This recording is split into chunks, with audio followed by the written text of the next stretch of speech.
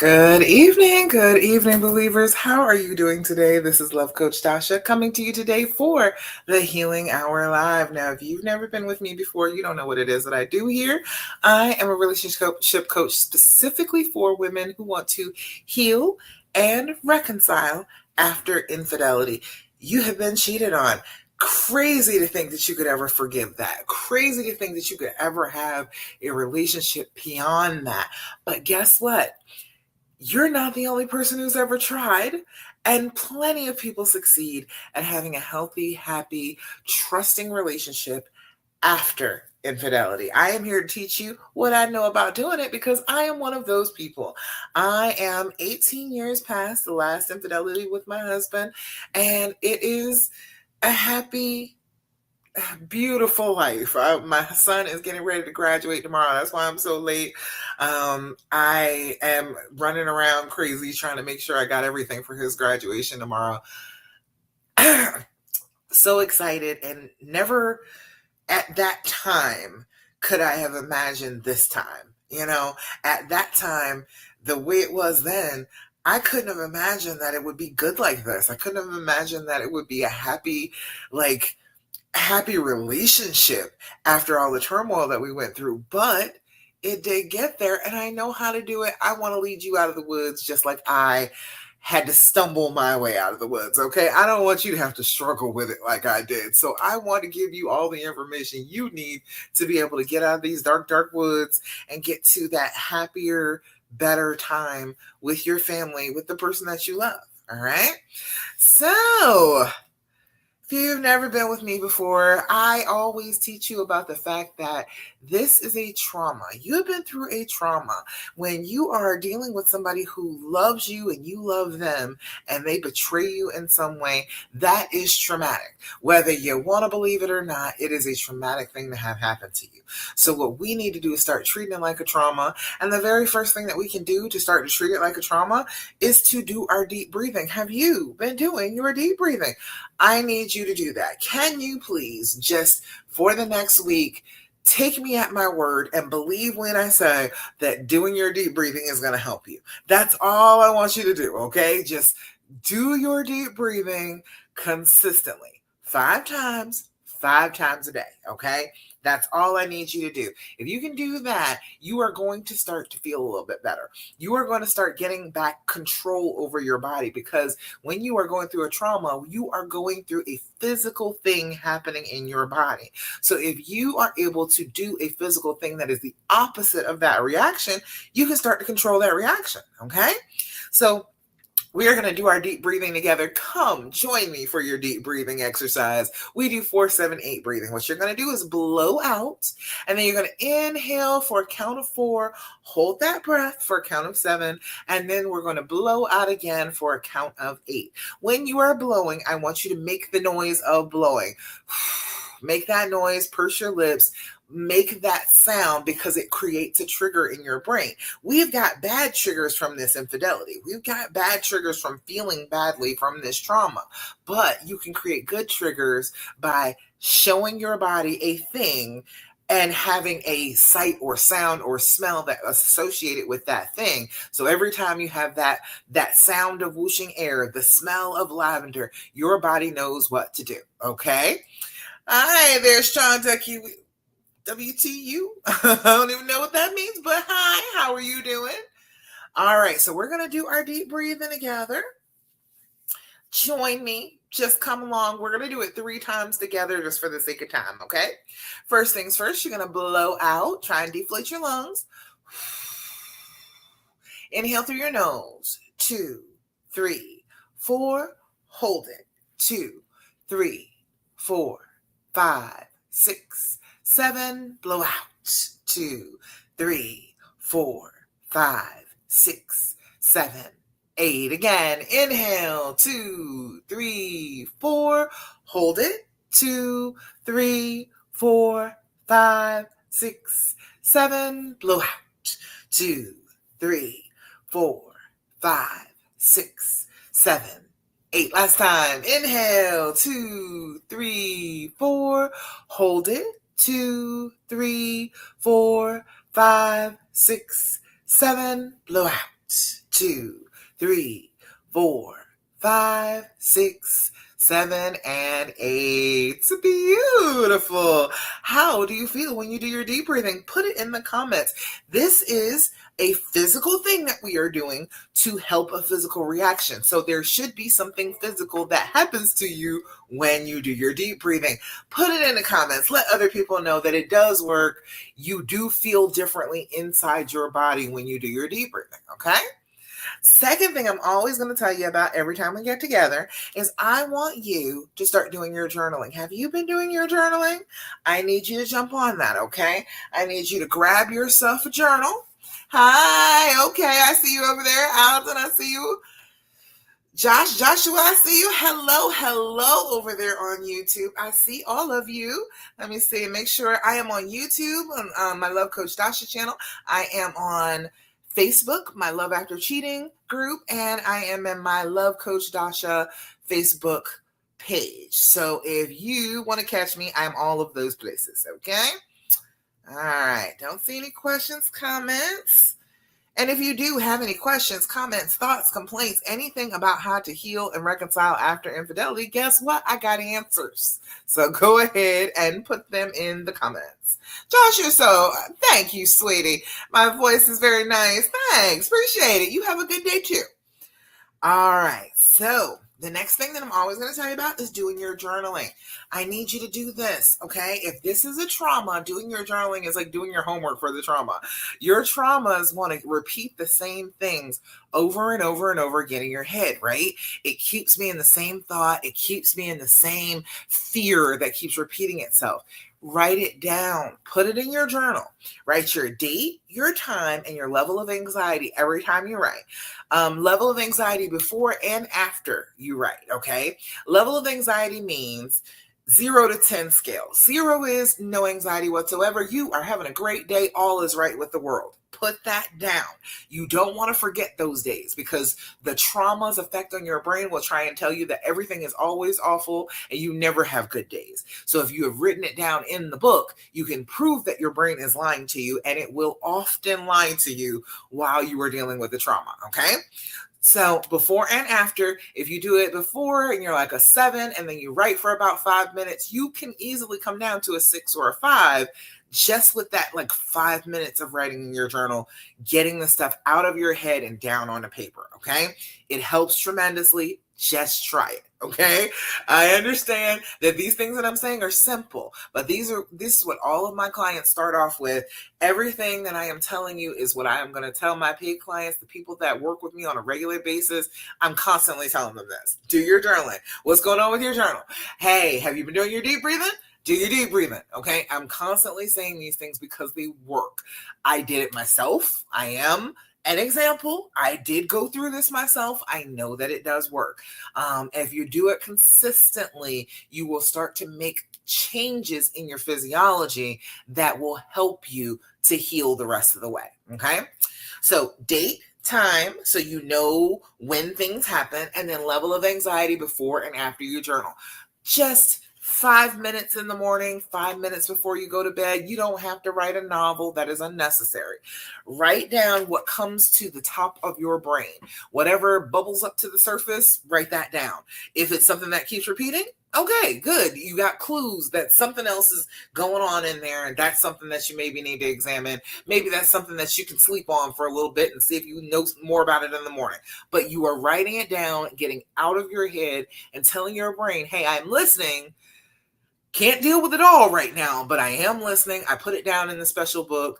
It will be in the special book. We can discuss it later, okay? So have you been doing your journaling? Put it in the comments if you journal.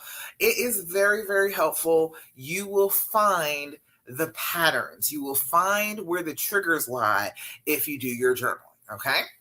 Third thing that I'm always going to tell you every time we get together is I need you to develop an attitude of gratitude. I want you to be constantly looking for things to be grateful for. Just the little things. I am grateful for the color red. I am grateful for my little window seat. I am grateful for the internet. I am grateful Haven't bitten my nails today. I'm grateful that I finally got back here after doing all the work to get my son's graduation going. All right. 5 things. That's all it takes. 5 things. First thing in the morning, write it down in your journal. Put it down, and then your brain does what you teach it to do. Okay. If you're teaching it to be afraid and continuously harping on the fear and the anxiety and the pain of this trauma, it will continue to do that for you. Okay. It will focus on what you think is important, what you repeat to it, what you are consistent about. But if you are consistent with, look, I want to see beauty in this world. I want to see the things that make me happy to be existing on this planet. Okay. That is what you want your brain to be looking for. That's what you want to train it to do after a trauma. So first thing in the morning, before you really do anything else, 5 things that you are super grateful for, put them down in your journal. You will come back a month of this, okay? Putting down like 5 little things first thing in the morning for an entire month. You will have a couple pages filled up with wonderful things, with things that your brain can't argue with you about. Yeah, bad things happen, but the color red is in existence, and I am so grateful that it exists in my life. All right. All sorts of good things will be right at your fingertips for you to calm yourself, to regulate, to stop thinking the terrible thought. Okay. All right. Last thing we're going to talk about before I get on to the lesson is, seriously, let me hold your hand when we say this. Okay. Baby, stop asking him all those damn questions. Okay. I know. Just hold tight for me. Just be with me for a moment. You keep asking him all those questions. And I'm telling you that this is a trauma. That is a trauma response. You asking him all these questions about the affair and what was he thinking and what was he doing and where did you go and what positions were you in? That is a trauma response. Your brain wants to try and gather as much information about what it considers a threat. And then if you ever get close to that threat, it throws those facts at your head. Okay. That is what it's doing. It's not trying to help you heal. I know your brain will tell you that it's trying to help you heal. I know it will. It is lying to you. Okay. It is lying. Do not believe it. When it is trying to gather up all that information, it is gathering ammunition. It is not gathering help for you. It is not gathering solace and peace for you. It is not doing that. It is gathering all the information that it can about that threat to try to keep you away from that threat. That's why when you try and get closer, all of a sudden all these terrible thoughts come, because you've asked all these questions and you've gotten all these answers that just make you feel anxious. And so then when you are at the point where you're like, I want to bridge that gap, I want to get closer again, your brain is like, no, remember what he said, remember this question that you asked, and then remember what he said about it. You don't want to get closer to that. All right. It's not trying to help you heal. That is not what that part of our brain is designed to do at all. It is trying to help you mitigate the effects of a threat upon you. It does not want you to heal, because healing involves like letting some of that go. Healing involves actually moving forward past this. But that's not what it's trying to do. It wants to keep bringing you back to that pain. It wants to keep reminding you of it to make sure that you never make the same mistakes again, even though this wasn't your mistake. Okay?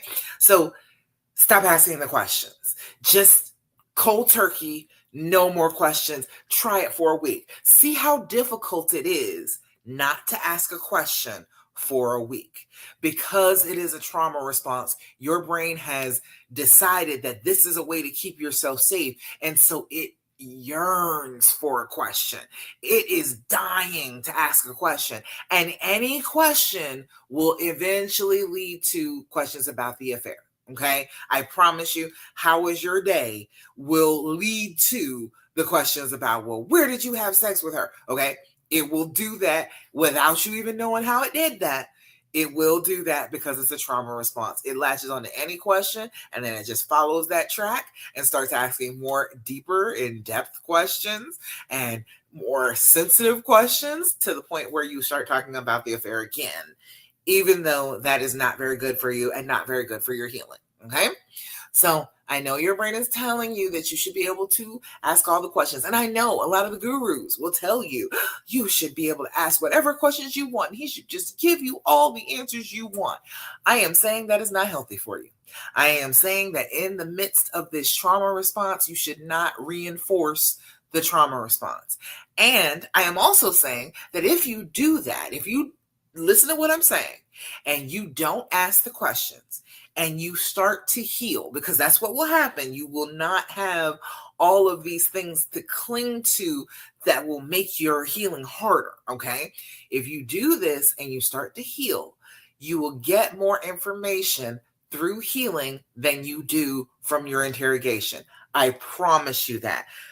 My hand to God, I am telling you that it works a lot better, because when you're both going through this, I know it doesn't feel like he's going through a trauma too, but he is too. When you're in trouble, you are traumatized, okay? When you're in trouble and you know it's all your fault and this is big trouble, he's traumatized just like you are. So he's not going to be giving you answers that are totally coherent. He's not going to give you answers that satisfy you. He's not even in a self-reflective place at the moment. So he can't give you what you were desiring through those questions. So if you start to heal and you travel along that path a little ways, and then you have a question, you are not in the place where him answering the question might mean that you leave him. And so he'll be more likely to be honest then. Okay. And you won't believe him now anyway. Like, why you keep asking him all those questions? You don't believe him. You think he's a liar. You like, I know you've been lying to me. I don't believe a word you say, but you keep asking him questions thinking that he's going to somehow say something that's going to make you feel like you know he's telling the truth. No, it's not going to happen like that. Not in the midst of this trauma. Your trauma is saying, absolutely not. Do not believe a word that man says. He is a liar. Okay, that is what your brain is saying. So it doesn't matter what the answers are right this minute. You're not in a place to receive them. You are not in the place emotionally to be able to absorb what is being said without taking it personally, without believing that it's a lie. Okay. Everybody understand that? Everybody feel good about those things? If you've got questions, comments, thoughts, complaints about what I'm talking about, feel free to put them in the comments. I will answer everybody's. And don't see any. Okay. All right. So we're going to move on. We're going to move on to the lesson today because, man, my baby is graduating high school. I am not that old. Okay. I'm just amazed that we are at this place. And, that got me thinking about who you are when this trauma happens to you versus who you will be in later years, like in different stages of your life. It is incredible that there is a version of you that survived this. The version that is standing before me right now as a survivor, you survived this. Even if you're not completely past it yet, you're still standing. You're still looking for help. You are still looking for love and connection, reconciliation. You are in the midst of a trauma, still a loving person who is growing and succeeding at life. Okay. So even though this trauma has happened to you, I understand that it is horrifying to have this happen to you. I know from personal experience, my husband was a perpetual cheater. He was a repeat cheater. Okay. It will come to a point where you will look back and you will be amazed at how far you have come. And you should do that now. Just look back at, where you were before and where you are now. You should be pretty doggone amazed with yourself. You are a superwoman, okay? My son is graduating and the transition, it feels really surreal. It feels like this can't possibly be my life. And I remember that's the way it felt dealing with the infidelity too. It was like, this cannot possibly be my life, because that transition is kind of surreal from who you were before to this whole new phase of life. Life changes extremely quickly. I'm at 18 years past it now, and it doesn't feel like that. It feels like, oh, this was only a few years ago that he was cheating and I was, learning to get past it. But it's actually almost 2 decades at this point. Because life changes so quickly and it just keeps throwing itself at your head, even though you're trying to heal from this.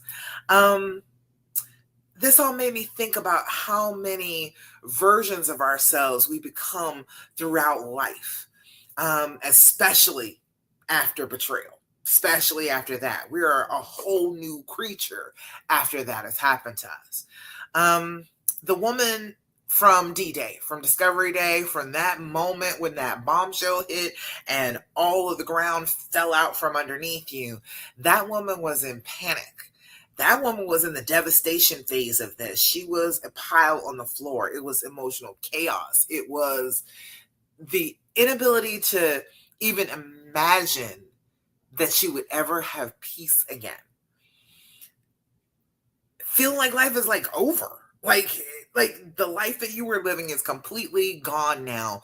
And you have to get yourself up off the floor and stand again in almost an entirely new universe. But we don't want to stay too long in the pain. And even though it is overwhelming pain, most women will try to stand up. Most of us try and pivot towards surviving, not towards just laying there and perishing. Sometimes we forget that the version of us that was shattered this way would be absolutely amazed at where we are now. That person, when you first found out, when it first hit you, that person is completely incapable of even comprehending where you are now, how you were able to stand, how you were able to move forward. That person that was shattered could never. Okay.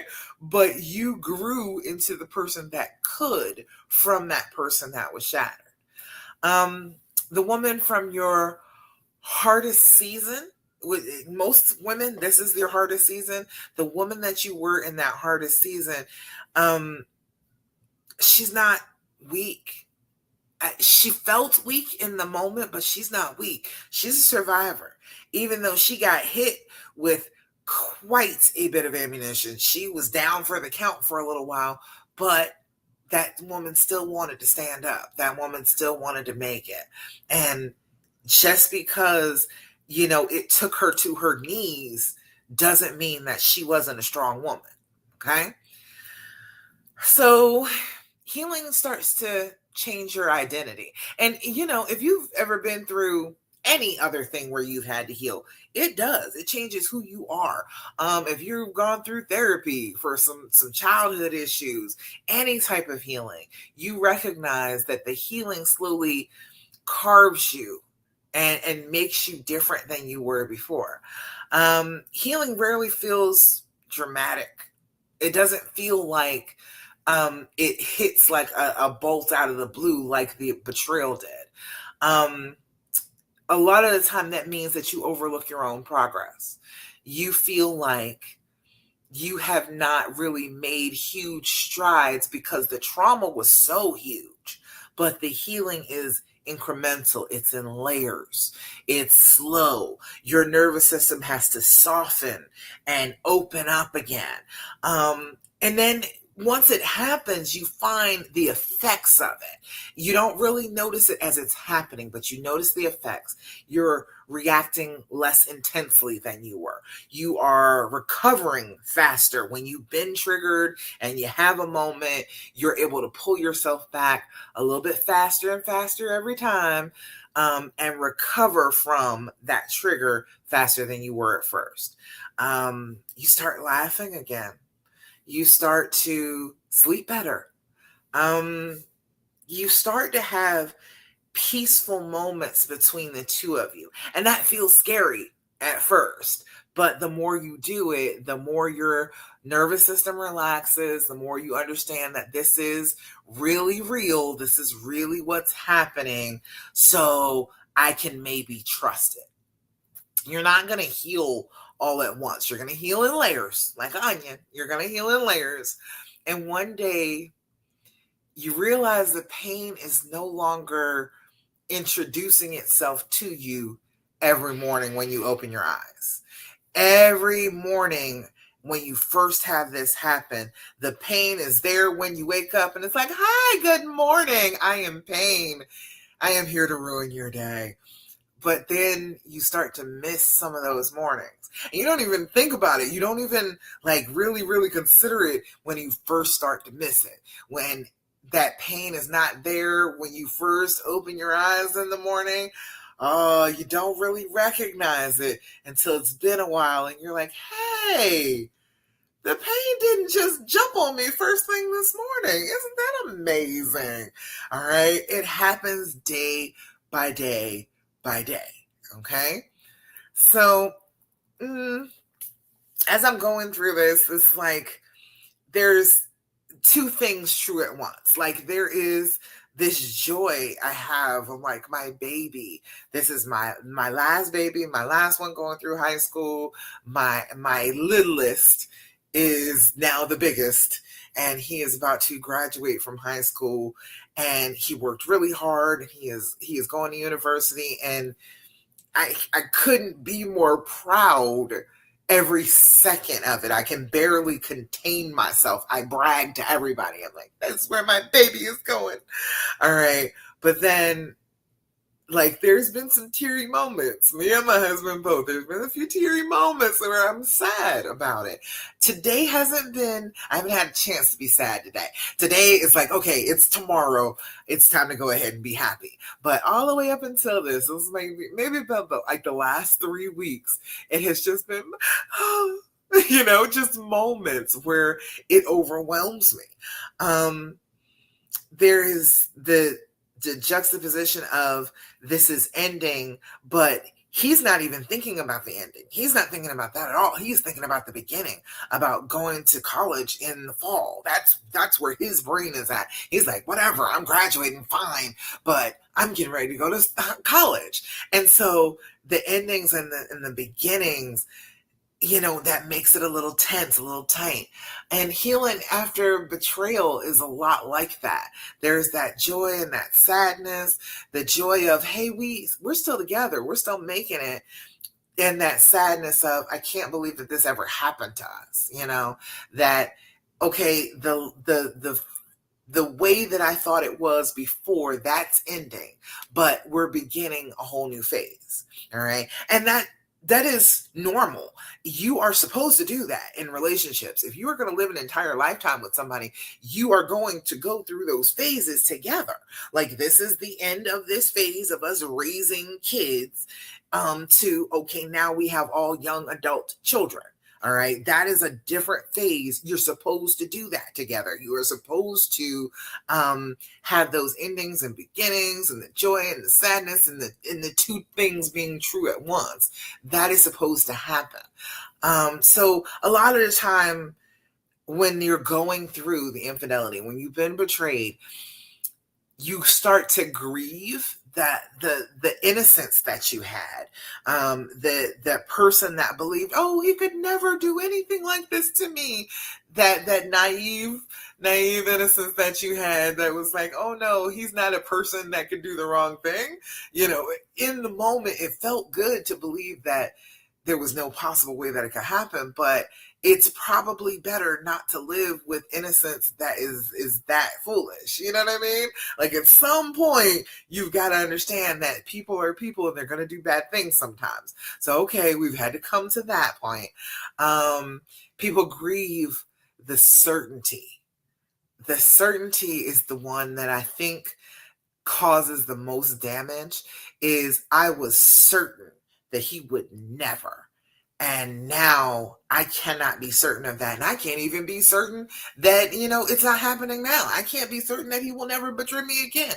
And that certainty, people grieve over that tremendously. And you grieve over who you used to be, your old identity. That person that believed that this could never happen, which was naive. It was a naive thought, but you grieve the person who was able to be naive and think that. When you realize it's like, okay, regardless, people can hurt you. Even the people that love you the most. Matter of fact, the people that have hurt you the most, haven't they been the people closest to you? Hasn't it been a parent? Hasn't it been a brother or sister? Like all the way up until this point, the people that hurt you were the people that were closest to you because they have the opportunity. They are close enough that they can really stick it in, and then you really feel bad. But that old identity needed to be shed. It needed to be shed so that you could grow. And the growth is still happening now for you. Even though this is devastating, you are still growing through it. And all growth is painful. If you remember your wisdom teeth growing in, if you remember what it felt like to grow, I'm 6 feet tall. I grew to 6 feet tall over like a summer. Right? That happened very, very quickly. That growth hurt. Okay. My bones ached like all the way down to my marrow. It was aching just to do that much growing. So that is part of it. The growth is a beautiful, wonderful transformation, but it's a painful one too. So two things being true at once. Sometimes healing means honoring who you were without staying trapped in who you were. I understand that most women want to go back. Most women are like, it will never be the same. I can never go back to who I was before. That was supposed to happen. You were never supposed to stay there forever. You were supposed to move forward. You can't go back to who you were before because you were supposed to grow. That was supposed to happen. So you are honoring who you were by stepping into who you should be, who you will be after all of this has happened to you. You can miss who you used to be and at the same time still welcome who you are becoming, if that makes sense. Two things being true at the same time. You can miss that person that first fell in love, that person who was a little innocent, a little naive. You can miss that person, but you can still appreciate that you needed to grow into a new person. New level, new devil is what they always say. So you're coming into a new level. You have to have integrated the things that you knew back then into who you are becoming so that you can fight the next battle, so you can do the next thing. Let's see. So as you're going forward, go back up. You got to really think about who you're becoming now. That has to be your focus. It is very easy to try and go backwards and be really, really stuck because you keep trying to go back to who you used to be. You don't need to be who you used to be. You need to be the version of you who is calmer, who is wiser, who's more intentional, who's more emotionally aware, who is more discerning, who's more soft, who's stronger, who's sharper, who's fiercer. That used to be my favorite saying for these groups. It was stronger, sharper, fiercer. Okay. This is going to make you all of the above. Okay. You are going to be stronger. You're going to be sharper. You're going to be fiercer than you've ever been before. You're going to feel like Superwoman when you come through it. You just have to come through it. You have to go ahead and move forward. And it's not better because you got betrayed. That's not the point. It is the fact that this happened to you and you were transformed. You got your superpowers. You know what I mean? It is not the fact that, oh, you were cheated on that makes you better. No, it is the fact that you have had an experience that made you burst out of your shell and grow in ways that you probably wouldn't have grown if you weren't presented with this trauma. Okay? So let's see. What's something, the version of you that you are now, what is it that the version of you that you were back then, when you first heard this betrayal happen when you first experienced D-Day? Like, what is something that version of you would be so proud of today? I would love to hear that. Put that in the comments for me. What would the version of you that was shattered, devastated, be proud of about you as you are today? Put that in the comments and let me know, because you have grown and that was supposed to happen. And it is a beautiful thing that it happened. So that version of you can see the beauty, even though she was hurt, even though she was devastated and shattered and she was in a pile on the floor. If she can look up and she can actually see where you are now, she's going to be super proud of you. What is it that she's proud of? Because she probably didn't think she could get up off the floor. But somehow or another, there you are standing. So she knows you did it, okay? She knows that you did it from that shattered place, from the place where she didn't even think that she could survive. You are surviving and you are thriving. So what would she be proud of? What was it that you did that got you to that place, that has you standing proud, that makes it so that she believes that you might just be all right? Okay? So the woman who was shattered by all this, she's not gone. She is carried with you. She doesn't have to lead forever, but she's always there. You will never forget about the version of you that you were then when you first got shattered, when this devastation first hit of this betrayal. You will never forget about who she is. You'll carry her with you, but she doesn't have to lead this anymore. The stronger, sharper, fiercer version of you gets to lead the way now. So, we're talking transitions and growth. One of the huge transitions that you're going to have to deal with as you are healing from this infidelity is the transition from mistrust to trust. And I am doing the Trust Issues Challenge to be able to help you with specifically that.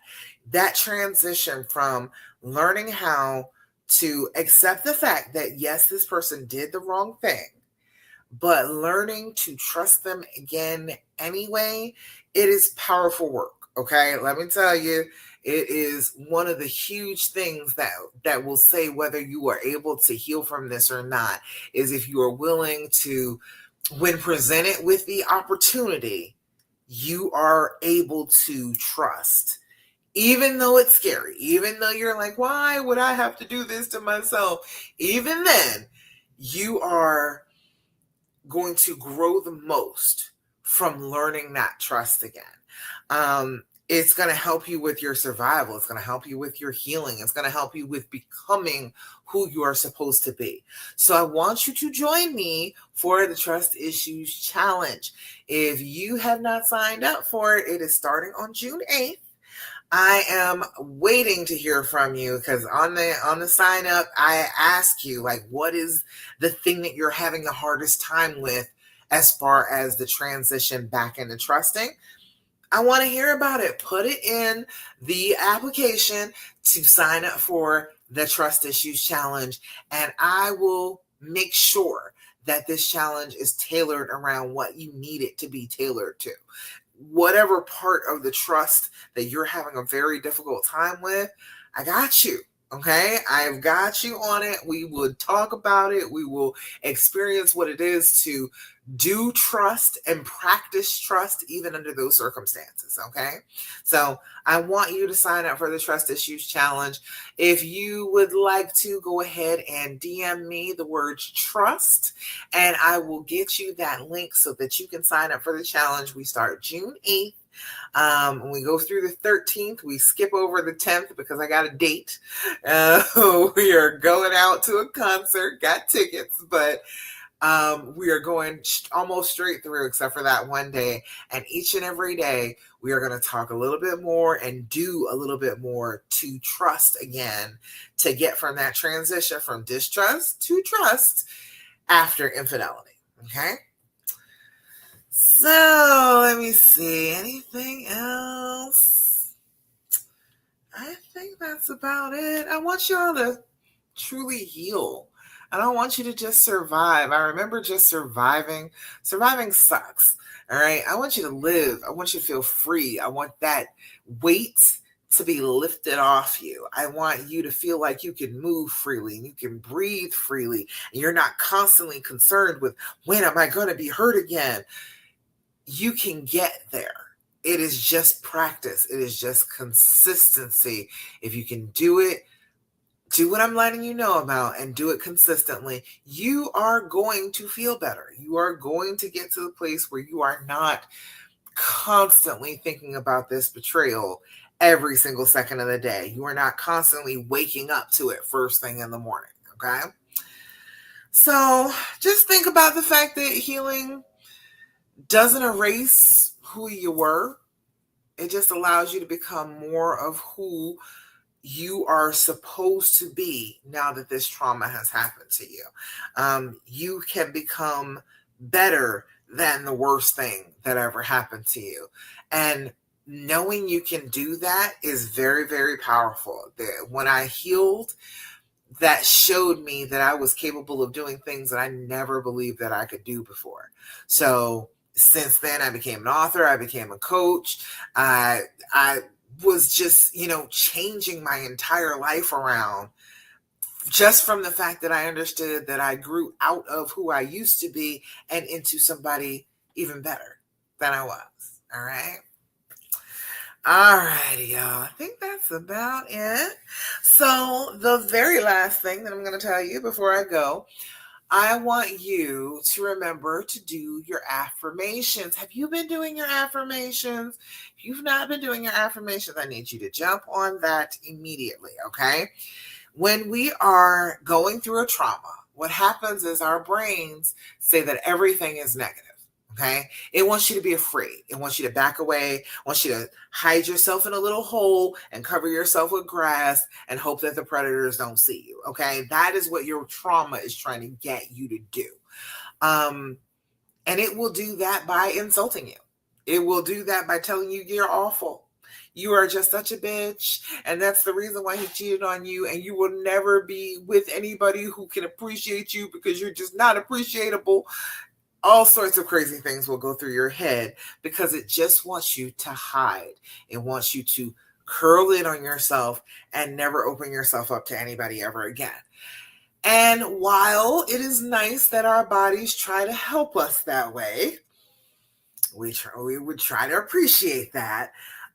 We cannot let our self-esteem just be diminished to nothing simply for the fact that we got hurt. Okay. So I want you to start doing your affirmations at least first thing in the morning. When you wake up, I want you to look yourself in the face, look yourself in the eye. And then I want you to say the affirmation like you mean it. Say it like it's the most true thing you've ever said in your entire life, that you truly, honestly believe it. Say it in that tone of voice. And what will happen is your brain has made a recording now of you saying this wonderful thing about yourself. And every time there is something negative that pops up, you pull that recording to the forefront of your brain. Every time your brain is saying, well, you're just a doormat, you bring that affirmation back around and say, wait, no, that's not what I think about myself. I think this about myself. This affirmation is what I think about myself. And constantly correct your brain when it tries so hard to say that you're the monster here. Okay. If you do this consistently, your brain will believe you. Whatever you're consistently telling your brain is what it believes. It doesn't know the difference between make-believe and real. It does not know that. So if you keep on saying something like it's real, your brain will believe it's real and then lean in that direction. Okay? So, Mariah, you said I'm proud of myself. The school is almost over. Congratulations. I made it almost to the end now, too. I am about to go to my son's graduation tomorrow. Lord, so much. All right. So the affirmation for today, I'm glad you're doing your affirmations in the comments. Thank you very much, Mariah. I appreciate that. But today's affirmation is, today I am accepting Today, I will open my heart and listen with an open mind to new ideas and opportunities. Today, I am accepting. Today, I will open my heart and listen with an open mind to new ideas and opportunities.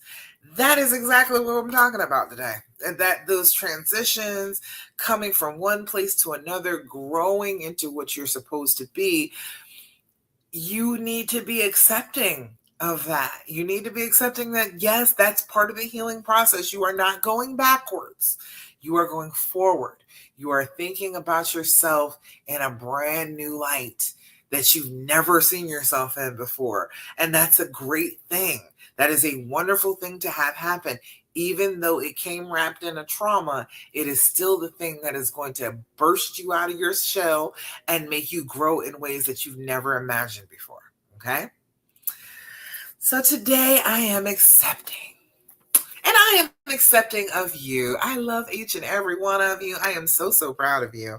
If nobody has told you, I am so proud of you for being this hurt, being this traumatized, and still looking towards compassion and understanding and love and unconditional love at that.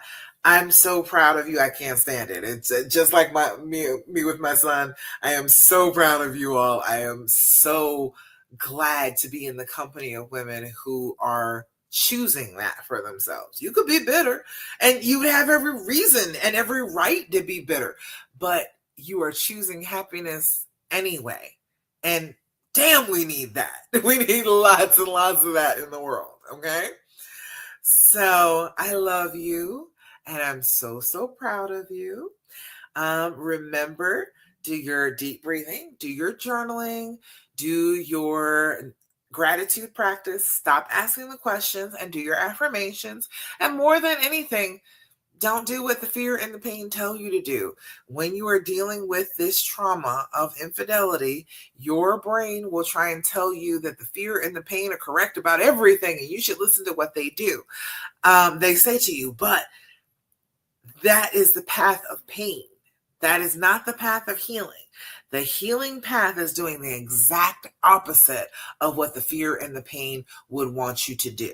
So anytime something comes up and it makes your heart race and you're like, ooh, that's the fear telling me to do that, do the exact opposite.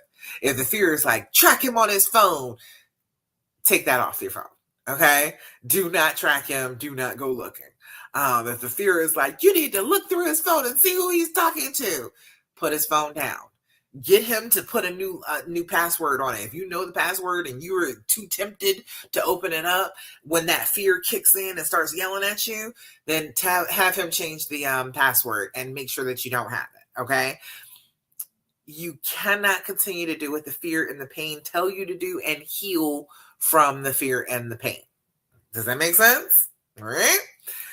All right, y'all. I love you and I'm so proud of you. And I will see you again next week, 9 p.m. Eastern Standard Time, right here for the Healing Hour Live. Mwah! Bye.